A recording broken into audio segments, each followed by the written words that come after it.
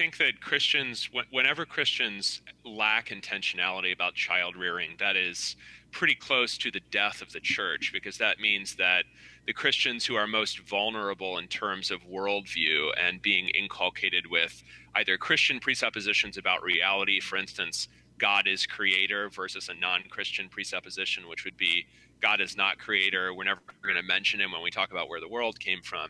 Children are the most vulnerable Christians in that way. I'm not going to say like they're the future of the church.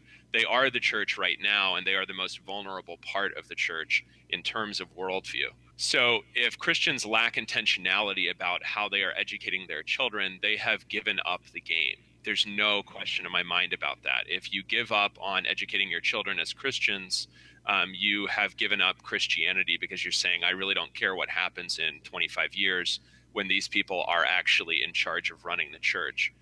And I think that there's a comment that's been made by Paul Zoll, who is an Episcopal priest.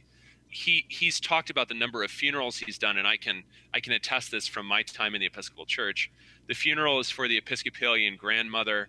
Her adult children don't go to church, and her grandchildren are Buddhists.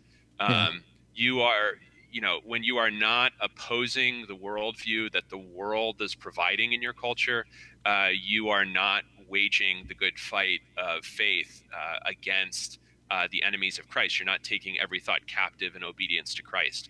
And I think that every thought thing sounds really intense, but I actually do think Paul means that. Every thought captive in obedience to Christ.